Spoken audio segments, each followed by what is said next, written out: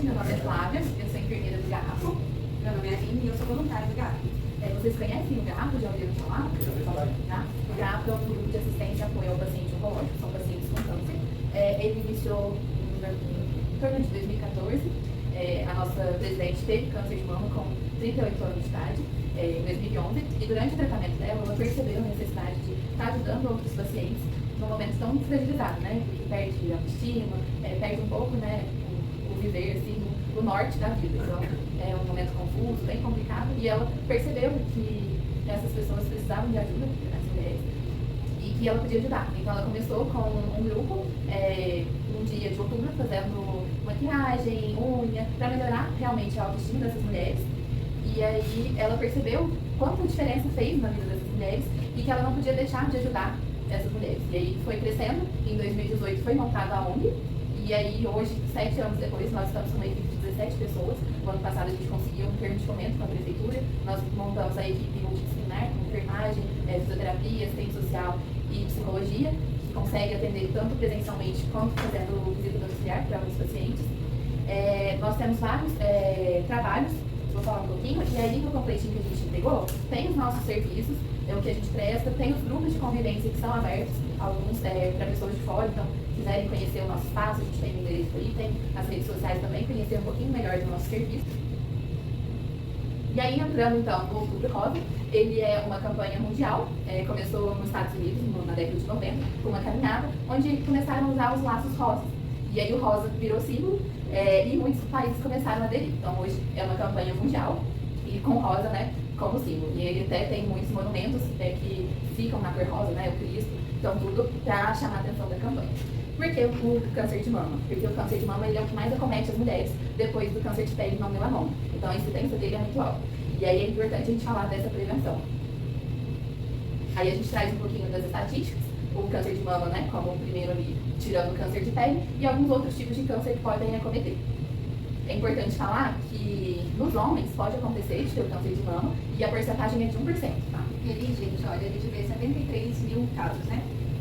Mais ou menos uma mulher a cada 8. Então, assim, falando de um número menor, para a gente ter mais consciência, né? Então, uma a cada 8 mulheres que estão sendo diagnosticadas com câncer de mama. E normalmente a gente sempre acha que não acontece perto da gente, né, com a gente. E não é assim. E hoje em dia, além disso, tem a questão da idade, né? Antes a gente pensava, só idosos, pessoas mais velhas que dá câncer. E hoje em dia a gente vê que o câncer tem em todas as idades, bebês, jovens. E aí, como eu falei, a questão da campanha tem como objetivo passar essas informações de forma segura e correta para as pessoas e ampliar, né, essas informações, para passar para o maior número de pessoas possível, para que as pessoas tenham essa consciência e aí consigam diagnosticar mais rapidamente e ter mais sucesso no tratamento. Aí a gente traz um pouquinho do que é o câncer. O câncer é uma alteração nas nossas células, então a célula tem um defeitinho e aí ela começa a se multiplicar com esse defeitinho. E aí se transforma em câncer quando começa a atingir outros órgãos e a atrapalhar, né, o nosso organismo. Então, às vezes, começa a influenciar o nosso organismo e aí atrapalha tudo. Então, é onde acaba tornando-se um tumor. A gente fala que tem os cistos, que são crescimentos também desordenados, só que eles não são com defeitos igual o tumor. Pode ser uma bolinha de gordura, pode ser, para quem já amamentou, uma calcificação de leite. Essas coisas são comuns do nosso corpo, não fazem mal para o nosso corpo, mas são diferentes. Agora, o tumor, ele é um crescimento diferente, ele tem uma formulação diferente na célula, então atrapalha o desenvolvimento depois do nosso organismo. E aí, ele pode, depois de um tempo, passar para outros órgãos também. Então, a gente chama de metástase, né? Pode passar para o fígado, pulmão, cabeça, mas isso é quando já está mais avançado. E aí, para a campanha, o que a gente mais fala é em relação a cuidar do nosso corpo, da nossa saúde e conhecer o nosso corpo. E o nosso corpo o tempo todo, ele dá sinais pra gente, desde uma dor de cabeça até sinais mais externos. Então, é muito importante a gente ficar atento a esses sinais. Aí a gente trouxe, então, alguns sinais que podem aparecer, a gente deixou no folhetinho também. Tem algumas pessoas que já têm o mamilo invertido naturalmente. Então, não são essas pessoas. São pessoas que têm o mamilo para fora e aí invertem depois de um tempo. Então, esse é um sintoma, pode acontecer. Sai secreção, sai sangue, aumentar de tamanho. Normalmente, a gente tem uma mama maior que a outra. isso é comum. Mas se ela aumentar de tamanho, ficar muito inchada, isso é um sintoma que a gente tem que investigar. Nem tudo que eu estou falando aqui quer dizer que seja câncer, mas é um sinal de alerta para a gente procurar ajuda e investigar. Pode ser outra coisa? Pode, mas é importante a gente investigar. Textura da pele, a gente pode falar que ela fica enrugada, a gente fala que como se fosse a casca da laranja, então é aspecto de casca de laranja. Cor, às vezes pode mudar a coloração, às vezes aparecer alguma mancha, alguma pinta, algum caroço, qualquer coisa normal a gente tem que ficar atento. Dor, pode acontecer de apresentar dor, mas é um número pequeno de pessoas que sentem dor com o câncer. Vou falando em qualquer momento, se vocês quiserem perguntar, interromper, fiquem à vontade. E aí, como a gente fala da saúde da mulher, a gente entra um pouquinho também no câncer de colo de útero. O que causa o câncer de colo de útero é o HPV, é o papilomavírus, e ele é sexualmente transmissível. Só que o HPV ele não causa somente o câncer de colo de útero, ele causa câncer de boca, de ânus, de pênis. Então é importante todo mundo saber essas informações. E aí, além de prevenção com o uso de preservativo, na rede de saúde pública, a gente tem a vacinação das crianças de 9 a 14 anos, meninas e meninos. E aí, na rede privada, a gente tem um pouquinho mais, acho que até 21 anos, se não me engano. E para a gente rastrear esse câncer de colo de útero, a gente tem o exame preventivo. Normalmente a gente fala para fazer anualmente, mas o protocolo da rede pública mudou um pouquinho. Então, são mulheres de 25 anos a 64 anos que estejam em atividade física, atividade sexual iniciada. E aí, se fez 2 primeiros anos, não deu alteração, vai fazer a cada 3 anos. Se teve alguma alteração nesse exame, faz antes. Então, normalmente, eles deram uma espaçada, mas continua fazendo anualmente se quiser. Se sentir alguma coisa diferente, procurar, profissional de saúde, procurar ajuda. Para o câncer de mama, o exame de rastreio mais comum é a mamografia. O protocolo atual é para a idade de 50 anos a 69, mas já foi aprovada uma lei para aumentar essa faixa etária.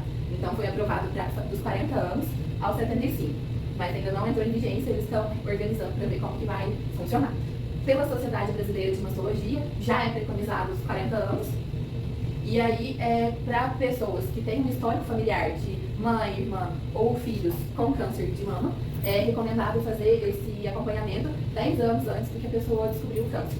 Então, se a mãe descobriu o câncer com 42 anos, os filhos vão começar a acompanhar a partir dos 32 anos. E aí, mais do que conhecer o nosso corpo através do autoexame, é a melhor forma. A gente fala que ele não diagnostica o câncer, mas ele é fundamental para a gente conhecer o nosso corpo. E aí a gente vai explicar como que funciona. A gente fala para fazer pelo menos uma vez por mês. Para as mulheres que ainda menstruam, a gente fala para esperar 10 dias após a menstruação por conta do inchaço e dor.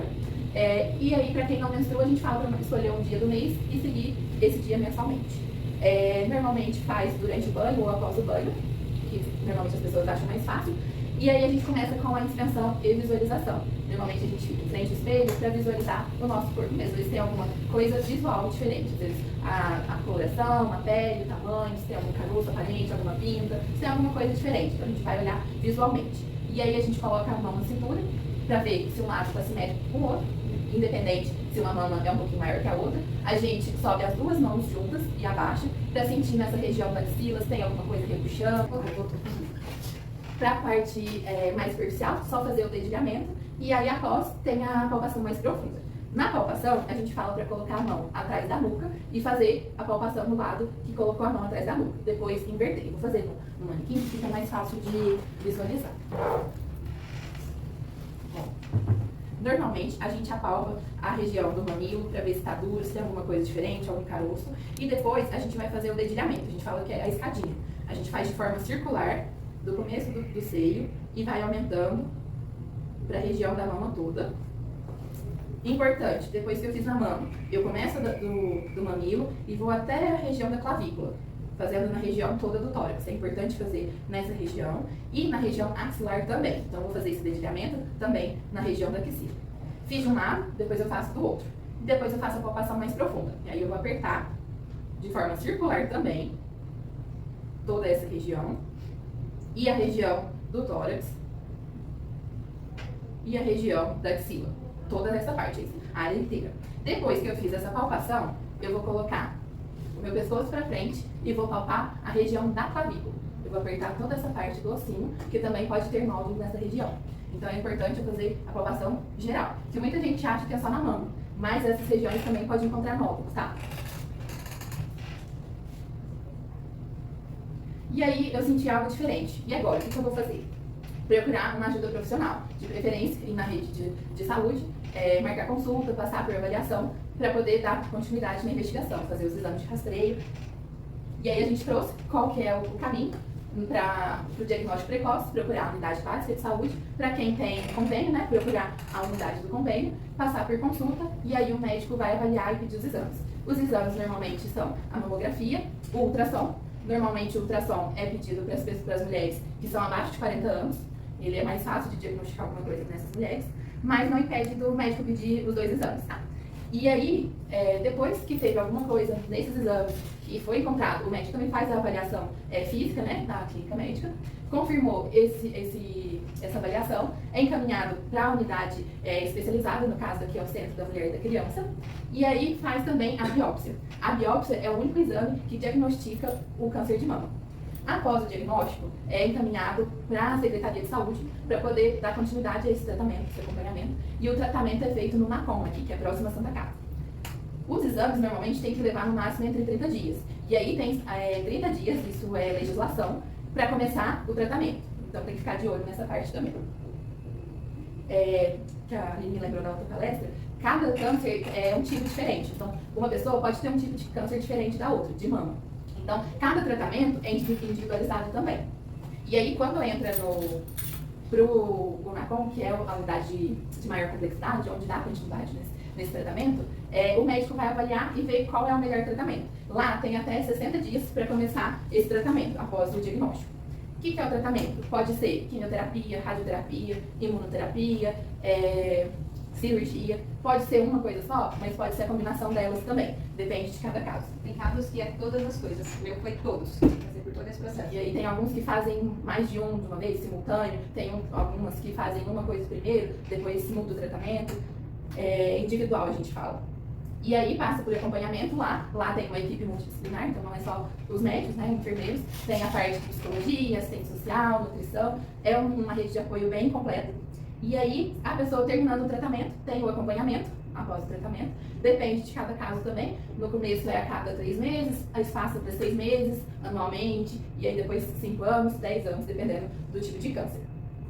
Aqui a gente deixou os endereços, caso alguém se interesse em procurar. E aí a gente traz um pouquinho do que está no nosso alcance, né? A gente fala o tempo inteiro de cuidar da saúde, da nossa essência, né?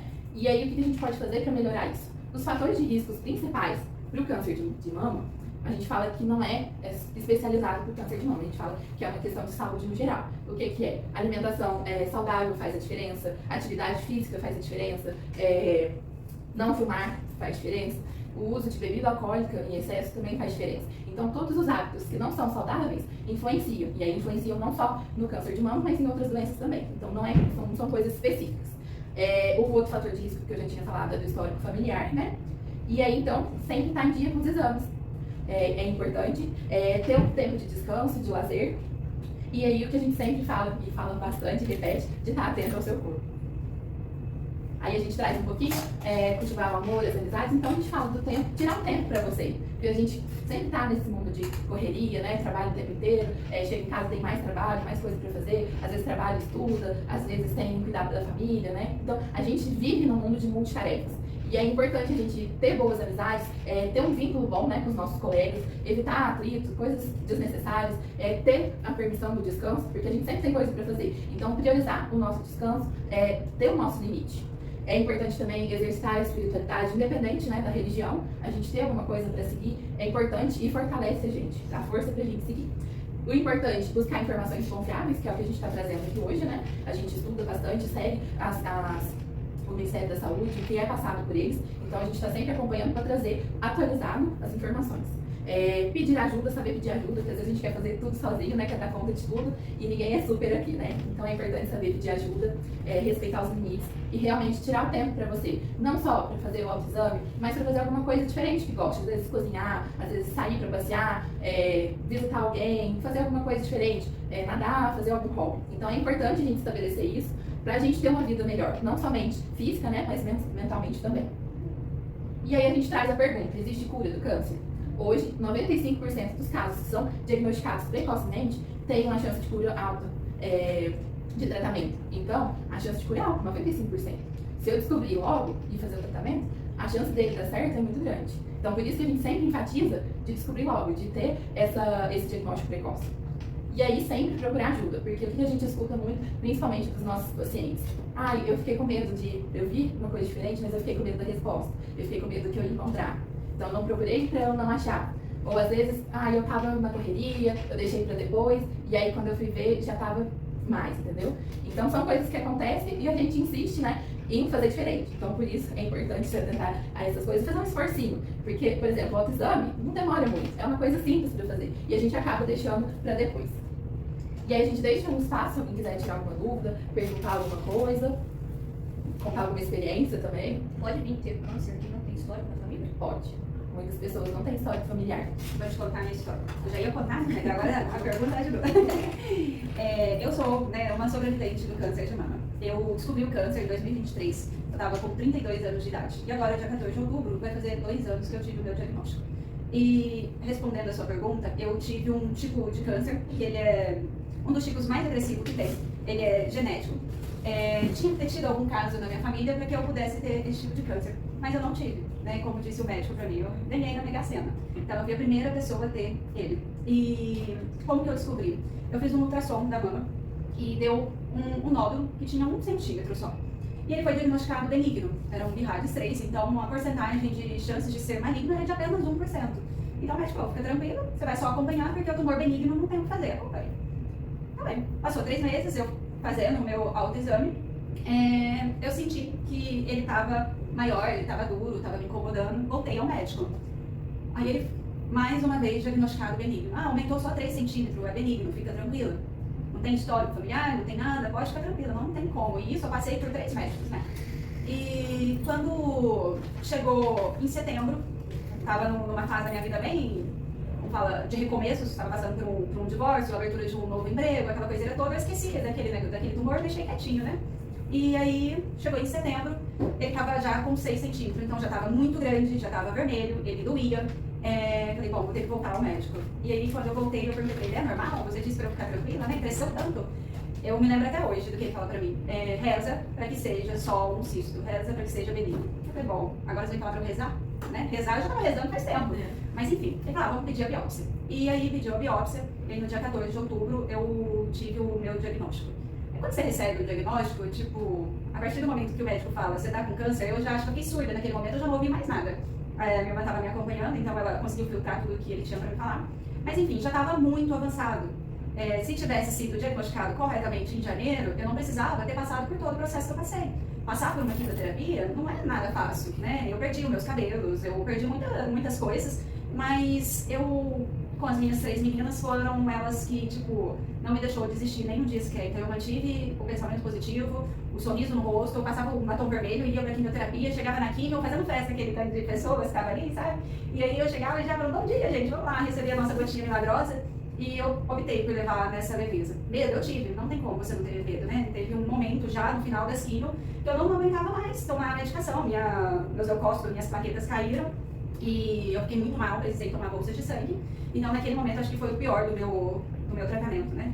Mas eu saí de lá, graças a Deus, e depois eu passei por todos os outros processos, né? Fazer cirurgia, radioterapia, imunoterapia, e eu terminei faz 10 meses que eu estou em remissão.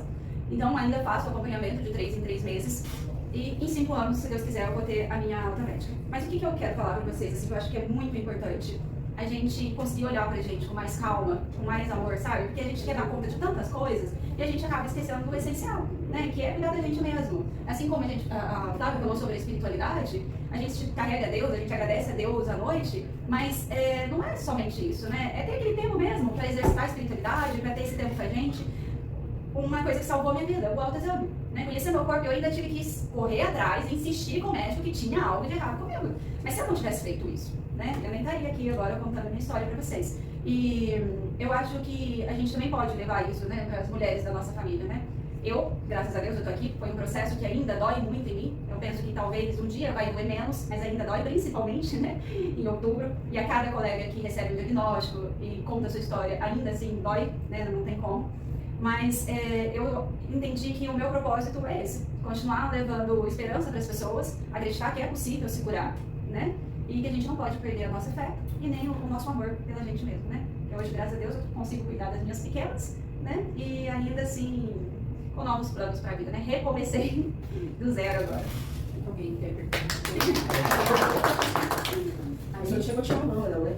Não, então, como existem vários tipos de câncer e no meu caso, ele é genético. Ele poderia sim eu ter que retirar minha mama se ele tivesse mutação genética. Ele começou em mim e terminou em mim. Então, graças a Deus, as minhas filhas também não vão vir a ter esse tipo de câncer.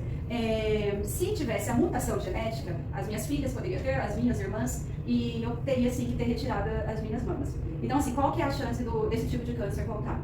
É de 2% em 12 anos. Então, assim, as chances são mínimas, né? Mas acontece em outros tipos de câncer também de ter que fazer a retirada da mama. Mas cada caso é um caso. Então, o meu é o triplo negativo. Ele é o mais raro, o mais agressivo, responde rápido à quimioterapia. Então, assim, na quarta quimio ele já tinha sumido totalmente. Então, ele responde bem à quimioterapia. Então, por isso que é importante ter o diagnóstico, assim, o mais rápido possível. Talvez se eu tivesse demorado aí mais uns 3 meses, ou, né, já não daria mais tempo, não daria pra fazer mais Você tempo. estava indo no médico 3 meses, né? Eu já fazia esses acompanhamentos, né? Porque eu sou mãe, tenho 3 meninas, então sempre ia fazer os exames, né? E tá tendo crescimento, ele sabe que você está crescendo, uma coisa não é, né? E aí você, tipo assim, tem a falta de informação correta, né? A gente às vezes fica, comigo não vai acontecer, não tem ninguém na minha família, né? Eu cuido da minha alimentação, eu faço atividade física, né? A cerveja eu não deixo não, até hoje, continuei bebendo durante a quimio e depois eu peguei. Mas, enfim, todo mundo está sujeito. Se não fosse assim, as crianças também não teriam câncer, né? Então, é uma questão ainda assim que é difícil de você ir muito a fundo e de explicar, mas eu acho que o mais importante é a taxa de cura. Né? Cada vez mais as mulheres agora têm mais acesso a essa informação, estão descobrindo mais mulheres jovens agora, por quê? Porque elas estão atentas, estão olhando mais para elas, né? Então, assim, é possível segurar, mas a gente precisa deixar de... Eu falo que as pessoas têm medo, quem procuraste? Então a gente vai procurar para não encontrar, mas sim encontrar. Por mais difícil que seja passar por esse processo, né? Tá tudo na nossa cabeça, tudo na nossa mente. A gente consegue passar, né? A gente consegue, tá tudo aqui. A gente controla aquilo que a gente sente, né? E eu sempre falei que pra dor tinha remédio, mas o sofrimento era uma escolha. Então eu escolhi não ficar sofrendo. Eu ia passar, e ainda é uma luta diária e a gente vai vencendo todos os dias, né? É isso. Felizmente, o medo das pessoas é descobrir. Às vezes a pessoa deixa até de fazer o exame, de ir atrás, não vou fazer porque se eu descobrir vai ser. Tem medo de Tem descobrir. medo. Tem gente que tem medo até de falar a palavra câncer. Ainda tem um preconceito. Gente, quando eu saía careca na rua, nossa, eu não queria usar peruca, eu não queria usar lendo, e o negócio era quente. Eu sou muito aquele negócio de energia. Eu colocava o cabelo das pessoas na minha cabeça, eu falava, não sou eu, não. É uma coisa de errado. E ainda assim, eu enfrentei o preconceito, mas eu também dei voz às outras mulheres. Porque quando a pessoa falava pra mim, aquela doença, o câncer, me deixa eu te contar, você acredita que fulano da minha família morreu? Eu, não quero saber, você me desculpa, eu quero saber de quem viveu. Quem Deu deu certo? certo. Conta uma história boa, né? Aline, você é muito forte. Eu não sou forte o tempo todo. Eu preciso buscar força nas minhas filhas, em Deus, né? Nas coisas que eu acredito, mas eu não sou forte o tempo todo. Eu posso sim ser frágil, né? E existe muito essa cobrança da gente de ser forte o tempo todo, mas a gente não precisa ser. A gente também precisa desse cuidado, né? Desse carinho, dessa atenção. Então, assim, a gente precisa amar mais as nossas mulheres, né? Dar mais atenção a elas. A gente trouxe alguns mitos e verdades, porque hoje em dia a gente tem muita coisa de internet, né? E o tempo inteiro tem informações. E aí a gente trouxe algumas informações mais verídicas para vocês.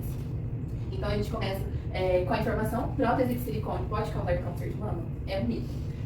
A prótese, muitas vezes, ela pode dificultar esse diagnóstico, porque dependendo do local que ela fica, atrapalha na visualização do exame.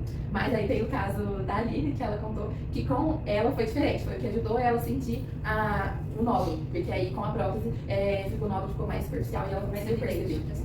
Então, às vezes pode atrapalhar o exame, mas tem alguns casos que ela também favorece. Amamentar ajuda na proteção contra o câncer de mama, é verdade.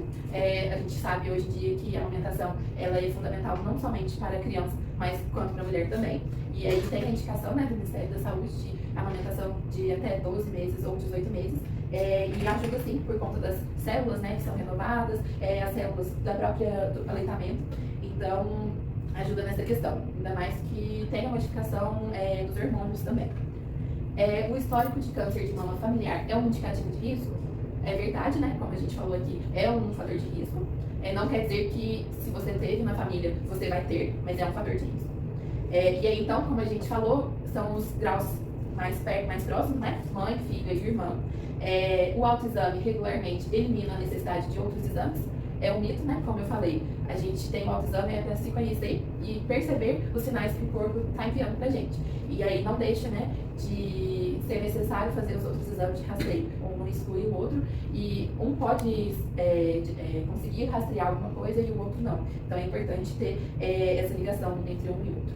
O estresse, mágoas e raiva aumentam o risco de desenvolver câncer.